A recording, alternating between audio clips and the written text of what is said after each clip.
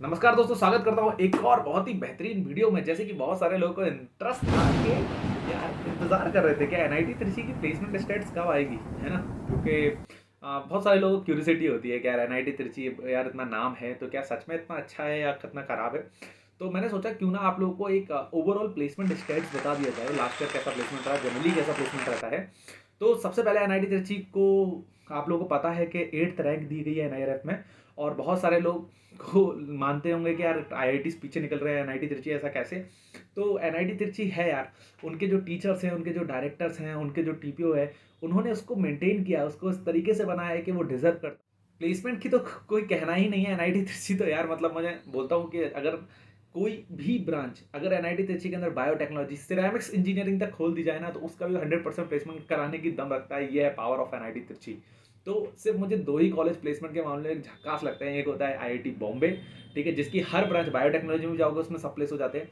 और सेकंड लगता है एनआईटी तिरछी, जिसकी किसी भी ब्रांच में आ जाओ प्लेसमेंट हो जाता है। बस अंतर क्या रहता है आईआईटी बॉम्बे और एनआईटी तिरछी में? आईआईटी बॉम्बे का थोड़ा एवरेज प्लेसमेंट पैकेजेस ज़्यादा रहते हैं और एनआईटी तिरछी के थोड़े से कम रहते हैं, पर प्लेसमेंट बहुत अच्छे। तो अब ब्रांच वाइज मैं आप लोग को बताऊंगा कि हर ब्रांच में कैसा कैसा प्लेसमेंट है। जैसे कि आप लोग को पता होगा एनआईटी तिरछी में मास्टर्स में चलने वाली टोटल 40 ब्रांचेस हैं।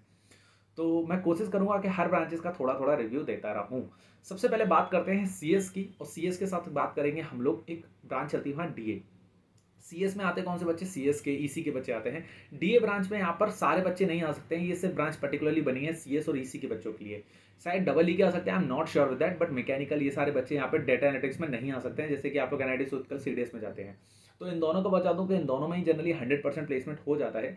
या देखो, अगर कहीं आपको 99-98% प्लेसमेंट दिखे तो उसका एक रीज़न होता है कि या तो उसमें जो बच्चा है जो प्लेसमेंट के लिए एलिजिबल था और वो पीएचडी के लिए चला गया, या फिर हो सकता है कोई कोई बच्चा इतना गधा आ जाता है कि उसका प्लेसमेंट हो ही नहीं सकता भाई। अब उसका तो भगवान भरोसे है, ठीक है। नहीं तो जनरली जितने भी अच्छे बच्चे होते हैं जो प्लेसमेंट के लिए मेहनत करते हैं, सबका सबका प्लेसमेंट होता है।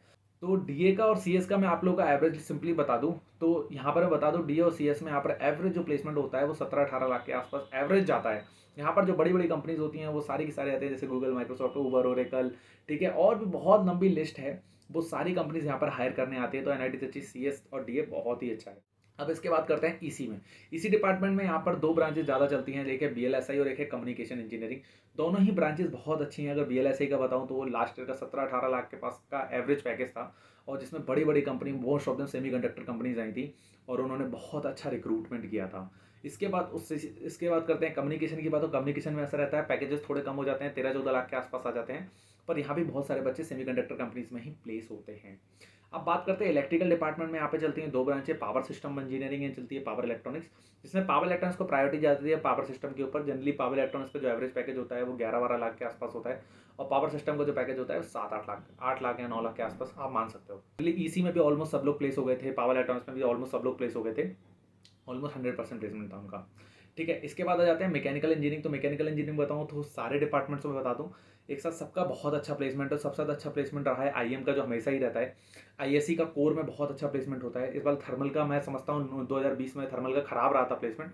उसका एक ये रीज़न था कि कोर कंपनीज आ नहीं रही थी, बिकॉज कोर कंपनीज तब भी उन्होंने पता है मतलब 60-70% प्लेसमेंट करा दिया था, ठीक है। और कई बार पैकेजेस थोड़े लो होते हैं तो बच्चे खुद से ही प्रेफर नहीं करना चाहते हैं, वो सोचते हैं उससे अच्छा वो। और लेकिन ये बात है कि ऑफलाइन भी एनआईटी तिरछी के बच्चों को बहुत अच्छी प्रायोरिटी मिलती है।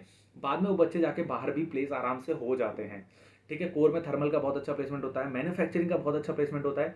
मैन्युफैक्चरिंग आईएम डिपार्टमेंट और प्रोडक्शन इंजीनियरिंग के अंदर आता है, जिससे आपको बहुत फायदा मिलता है, बहुत अच्छा प्लेसमेंट होता है। इसके साथ साथ अगर मैं एमएमई डिपार्टमेंट की बताऊँ तो मेरे डिपार्टमेंट की उसमें भी ऑलमोस्ट सारे के सारे प्लेस हो गए। अब यहाँ पर एक ब्रांच है इंडस्ट्रियल ऑटोमेशन। एक्चुअली ये जो ब्रांच है वो अभी नई खुली है, तो स्पेशली स्पेशल ऑटोमेशन की कंपनीज आपको कम देखने को मिलेंगी। बट एनआईटी त्रिची की खासियत ये है कि अगर आप बीटेक मैकेनिकल हो तो मैकेनिकल की मोस्ट ऑफ द कंपनीज में वो आपको अलाउ कराएंगे, ठीक है। डेटा साइंस की सारी कंपनी, सीएस की कंपनीज में तो आप प्लेस हो ही जाते हो, ठीक है। ये हो गई यहाँ पर मैकेनिकल की बात। तो मैकेनिकल की बात करते हैं सिविल की बात। सिविल में स्ट्रक्चर है, तो स्ट्रक्चर में तो अच्छा प्लेसमेंट होता है। स्ट्रक्चर में बहुत अच्छी अच्छी कंपनीज आती हैं। तो यहाँ पर जो ब्रांच है वो है जियो टेक्निकल। जियो टेक्निकल भी अभी 1 या 2 साल पहले ही स्टार्ट हुई है, इसलिए जियो टेक की प्रॉपर कोर कंपनीज नहीं आती हैं। तो जियो टेक के लिए आपको थोड़ा देखना पड़ेगा।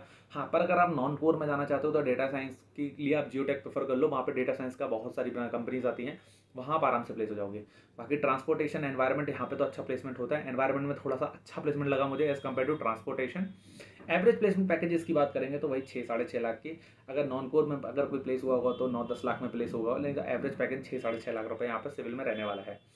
तो एवरेज पैकेज मैंने आपको मैकेनिकल का शायद नहीं बताया, तो आईएम के आसपास का, आईएम मैन्युफैक्चरिंग का थोड़ा आसपास रहता है, 9-10 लाख के आसपास रहता है। थर्मल का कोर में बहुत अच्छा प्लेसमेंट होता है, उसका भी करीब 10 लाख के आसपास, 8 लाख के आसपास रहता है। इंडस्ट्रियल सेफ्टी में 7-8 लाख के आसपास हो सकता है। एमएमई डिपार्टमेंट में 6.5-7 ये एवरेज अप्रोक्सीमेटली पैकेज होता है। एनर्जी इंजीनियरिंग में भी करीब 6.5-7, एनडीटी में भी सेम। एनडीटी में साल नॉन कोर में बहुत ज़्यादा बच्चे प्लेस हुए, इसलिए उसका एवरेज प्लेसमेंट पैकेज बढ़ गया। तो नॉन कोर में अगर आप प्लेस हो गए तो नॉन कोर की मैं बता दूँ तो जनरली कंपनीज ही आपको 7 लाख से ऊपर की देखने को मिलेंगी और काफ़ी ऊपर तक जाती हैं। और कोर में जो जनरली कंपनीज अगर आप देखोगे तो वो अप्रोक्सीमेटली 4-5 लाख से स्टार्ट होती हैं और 15-20 तक भी जाती हैं। ठीक है, इसके साथ बात करते हैं केमिकल इंजीनियरिंग। तो केमिकल इंजीनियरिंग में एक ब्रांच आती है पीसीआई, और पीसीआई के साथ आती है केमिकल। तो केमिकल में भी केमिकल की बहुत सारी कंपनी है, ऑलमोस्ट सारा बच्चा प्लेस हो गया, लेकिन बच्चों ने थोड़े से नॉन कोर में भी इंटरेस्ट दिखाया, लेकिन कोर की भी कंपनी सफिशिएंट आई थी। पीसीआई में 2 डिपार्टमेंट आ जाते हैं, इंस्ट्रूमेशन हो गया, इसके साथ साथ यहाँ पर इलेक्ट्रिकल के बच्चे भी आते हैं, इसके साथ साथ यहाँ पे केमिकल के बच्चे भी आते हैं।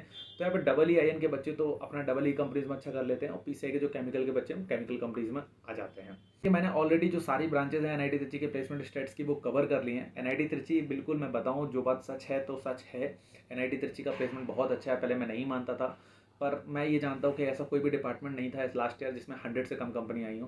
कंपनीज बहुत अच्छी आती हैं, सारी नामी कंपनीज आती हैं।